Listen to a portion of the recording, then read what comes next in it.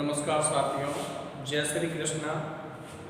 आज राजस्थान के लोक संतों की जो परंपरा थी, जो वीडियो की सीरीज थी, उसमें दादू दयाल जी को देखते हैं। बोर्ड पे जैसा कि आपको दिखाई दे रहा है, संत दादू दयाल जी। एग्जाम की दृष्टि से ये महत्वपूर्ण बनता है। पहले तो सबसे पहले ये कारण, तो क्यों इसको महत्वपूर्ण संत मानते हैं? क्योंकि इन्हें कहा जाता है राजस्थान के कबीर। राजस्थान के कबीर कहे जाते हैं। कारण क्या है कि दादू दयाल जी ने भी संत कबीर के जैसे ही निर्गुण परंपरा को अपनाया एवं कबीर जी के शिष्य थे वृद्धानंद जी, जिसे वृंदावननाथ जी और बुड्ढन जी इस नाम से भी जानते हैं। उन्हीं को इन्होंने अपना गुरु बनाया था, संत दादू दयाल जी। दूसरी बात यदि करें कि क्यों इम्पोर्टेंट है, तो हमें ध्यान रखना होगा कि राजस्थान में भक्ति परंपरा को फैलाने का श्रेय इन्हें ही जाता है। राजस्थान में भक्ति परंपरा, राजस्थान में भक्ति परंपरा को फैलाने का श्रेय, ध्यान दें, फैलाने का श्रेय जो जाता है वो इन्हीं को जाता है, संत दादू दयाल जी को। तो दो बातें हैं, अपनी राजस्थान के कबीर दादू दयाल जी को कहा जाता है और राजस्थान में भक्ति परंपरा को फैलाने का श्रेय दादू दयाल जी को है। अब इन दादू दयाल जी के बारे में यदि हम बात करें तो इनको याद करने का तरीका हो सकता है कि इनके जन्म सन 1544 से लेकर के 1603 जब इन्होंने निर्वाण प्राप्त किया, उनको सीक्वेंस से क्रमबद्धता से हम पढ़े, इसी से अपनी पूरी जीवनी इनकी तैयार हो जाएगी। तो सबसे पहले यदि हम इनकी जीवनी की बात करें तो इनका जन्म, यानी यूं हम इनको ध्यान में रख सकते हैं कि सबसे पहले 1544 में इनका जन्म हुआ। इसके बाद 1555 में 11 वर्ष की उम्र में इन्होंने कबीर जी के शिष्य को गुरु बना करके गृह त्याग किया। एवं इसके बाद बात करें तो 1563 में ये राजस्थान में प्रवेश करते हैं, यानी इनका इससे साबित होता है कि राजस्थान में जन्म इन्होंने लिया नहीं। तो सन 1563 में राजस्थान में प्रवेश करते हैं एवं सन 1568 में सांबर नामक स्थान पर प्रथम उपदेश देते हैं। उसके बाद उपदेश देने के बाद ये सांबर में ही दादू पंथ की स्थापना करते हैं 1574 में। 74 के बाद 85 में जो अकबर थे दिल्ली सम्राट, वो फतेहपुर सीकरी यात्रा में आए थे तो वहाँ कार्य करते हैं और 1602 में नरेना एवं 1603 में महानिर्वाण प्राप्त करते हैं। तो इस प्रकार से हम इनका अध्ययन करेंगे 1544, 1555, 1563, 1568, 1574, 1585, 1602 और 1603। शेष रही बातें हम अलग से देख लेंगे। तो सबसे पहले बात करते हैं 1544 को। 1544 में क्या हुआ? तो सन 1544 में यदि हम बात करें तो तिथि है फाल्गुन शुक्ल अष्टमी। फाल्गुन शुक्ल अष्टमी क्या हुआ इस तिथि की हम बात करें तो फाल्गुन शुक्ल अष्टमी को इनका जन्म मानते हैं। जन्म कहाँ हुआ? साबरमती, अहमदाबाद,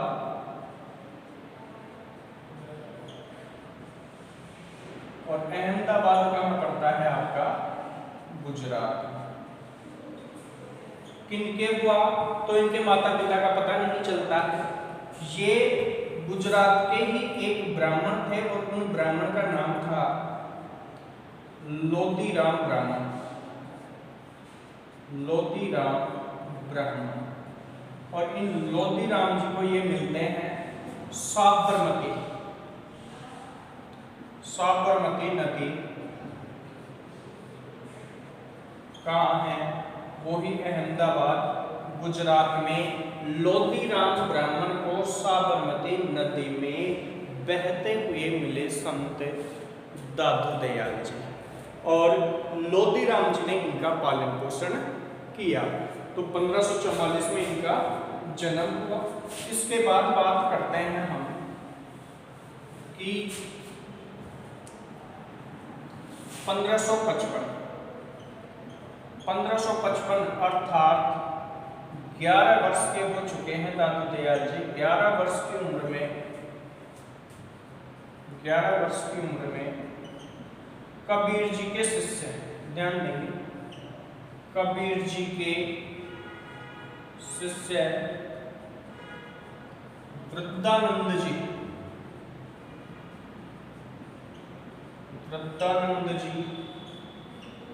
अथवा बुड्ढन जी,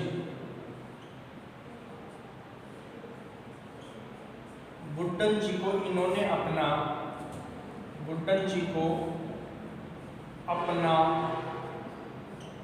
गुरु बनाकर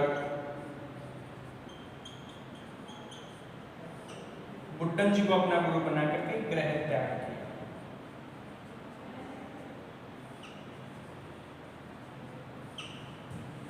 बुड्ढन जी को अपना गुरु बनाकर ग्रह त्याग किया। तो 1555 की घटना में याद रखनी है, 11 वर्ष की उम्र में कबीरदास जी के शिष्य वृद्धानंद जी, और जिन्हें बुड्ढन जी के नाम से जानते हैं, को अपना गुरु बनाया। तो गुरु जी का नाम बुड्ढन जी, वृद्धानंद जी, और ग्रह त्याग किया। दादू दयाल जी ने ग्रह त्याग कब किया? तो उत्तर आना है 1555 ईस्वी में, अर्थात 11 वर्ष की उम्र में। इसके बाद यदि हम बात करें तो 1563 ईस्वी में, अर्थात 19 वर्ष के होते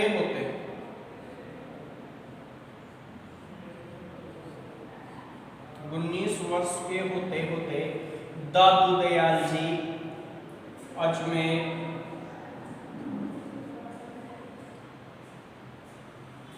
सिरोही आदि के रास्ते से राजस्थान के सांभर में प्रवेश करते हैं। राजस्थान के सांभर में प्रवेश कर जाते हैं।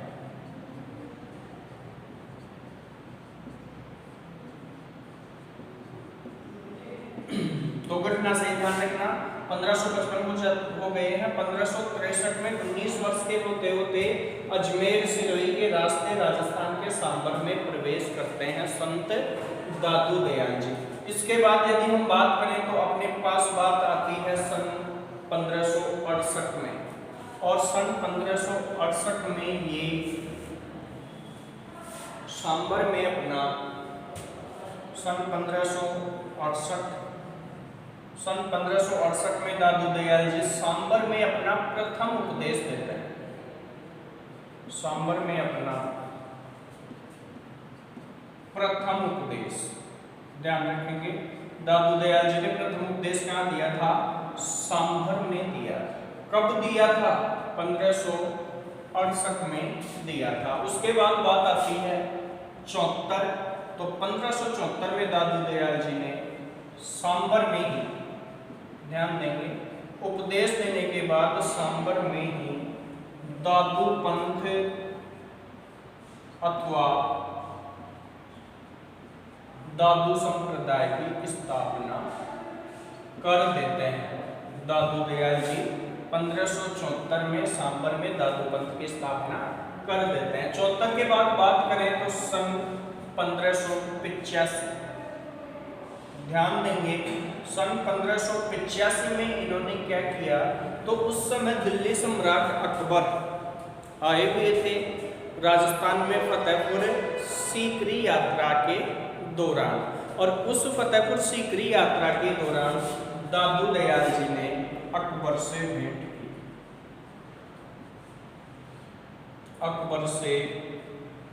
भेंट की।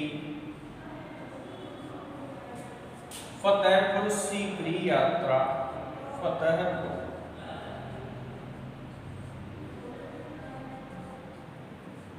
यात्रा के दौरान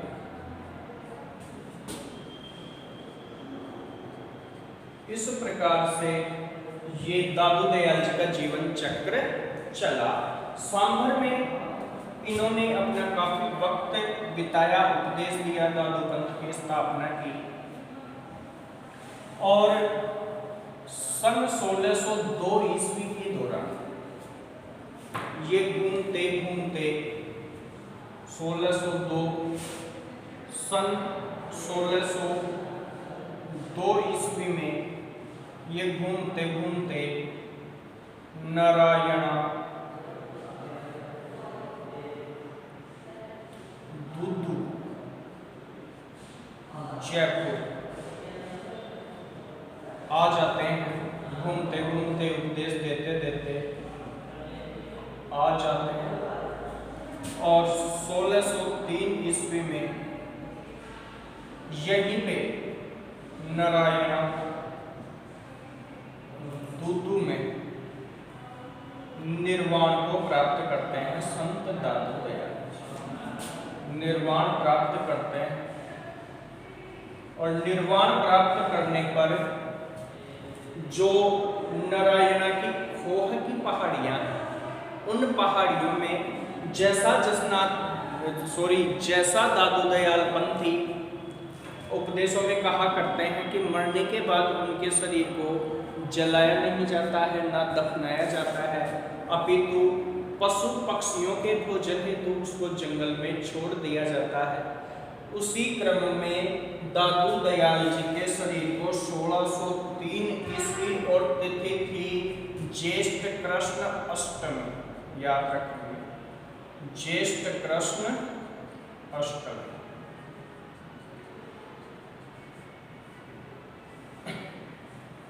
इस दिन खोह नामक पहाड़ियों के बीच इनके शरीर को छोड़ दिया जाता है, जहां पर आज भी उस स्थान को दादू संप्रदाय के लोग, दादू पंथी लोग बड़ा ही विशेष महत्व देते हैं। तो इस प्रकार से हम दादू दयाल जी को 1544, 55, 63, 68, 74, 85, 2 और 3 सन के अंतर्गत बांध करके याद कर सकते हैं। इसके अलावा और जो जानकारी हमें रखनी है उन्हें देखना है कि दादू पंथ में किस प्रकार के उपदेश थे। इनके संतानों की बात करें तो दादू दयाल जी की 4 संतान थे और 4 संतानों में 2 लड़के थे। पहला गरीबदास और दूसरा मिस्किनदास।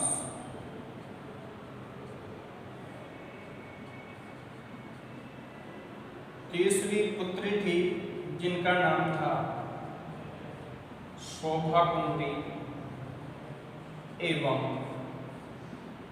रूप कमली। इस प्रकार 2 पुत्रियां थी एवं 2 पुत्र थे। इन 4 संतानों के अलावा यदि हम बात करें तो दादू दयाल जी के 152 शिष्य थे। 152 कौन थे? दादू दयाल जी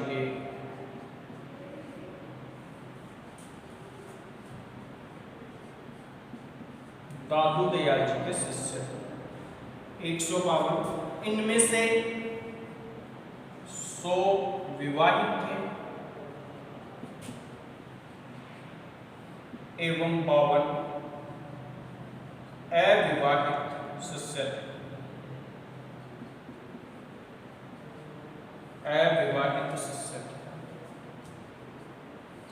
इन 52 अविवाहित शिष्यों को दादू जी के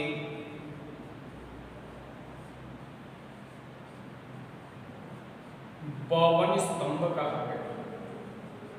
इन 52 शिष्यों को दादू जी के 52 स्तंभ कहा गया। इस प्रकार से दादू जी के 152 शिष्य थे।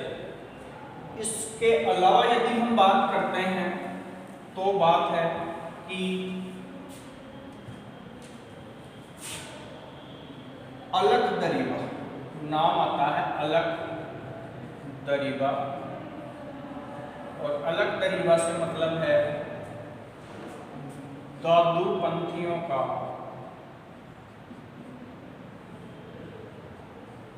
सत्संग स्थल। दादू पंथियों का सत्संग स्थल जिसे हम किस नाम से जानते हैं? अलख दरीबा के नाम से। नेक्स्ट बात यदि हम करें तो ये ग्रंथ, दादू दयाल जी के ग्रंथ कौन कौन से थे, तो इसमें पहला था दादू दयाल री वाणी, दादू दयाल री वाणी। दूसरा था दादू जीरा दूहा, दादू जीरा दूहा। तीसरा दादू जी हरड़े वाणी। इस प्रकार दादू जी के उपदेश 3 ग्रंथों में समाहित है। इन 3 ग्रंथों के बाद यदि हम बात करें कि राजस्थान में जब दादू दयाल जी जयपुर में थे, उस समय जयपुर के राजा थे मान सिंह। तो यदि प्रश्न है दादू दयाल जी के समकालीन राजा, तो राजा मान सिंह, राजा मान सिंह इनके समकालीन थे। राजा मान सिंह दादू दयाल जी के समकालीन थे। इस प्रकार संत दादू दयाल जी, जिन्हें हम राजस्थान के कबीर के नाम से जानते हैं, इन्होंने निर्गुण भक्ति धारा को अपनाया, कबीर जी के बनाए गए रास्ते पर ये चले। इनके 152 शिष्य थे। उन्होंने राजस्थान में जगह जगह अपने पंथ चलाए, जिनमें गरीबदास जी प्रमुख है, मिस्किन दास प्रमुख है, सुंदरलाल प्रमुख है। 152 इनके शिष्य थे। दादू दयाल जी के जो भी उपदेश है, उनमें सबसे मोस्ट उपदेश यही है कि इनके द्वारा किसी भी प्रकार के जीव जंतुओं का नुकसान नहीं हो, कल्याण हो, एवं मृत्यु के उपरांत इनकी देह को जलाया नहीं जाए, दफनाया नहीं जाए, अपितु पशु पक्षियों के खाने के लिए जंगल में यूं ही छोड़ दिया जाए। तो इस प्रकार से जो मोस्ट जानकारी हमारी थी दादू दयाल जी के बारे में, जो हमने शेयर की, 1 से 2 बार देखेंगे तो याद हो जाएगा। जो तरीका बताया उसी के अनुसार याद करें।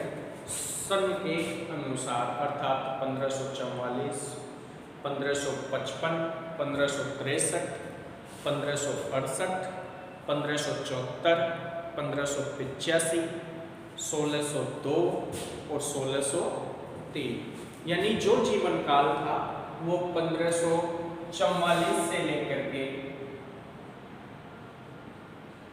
1603 वर्ष तक की उम्र में इन्होंने अपना जीवन काल समाप्त किया। 1 से 2 बार देखेंगे, याद हो जाएगा। जय हिंद, जय श्री कृष्ण।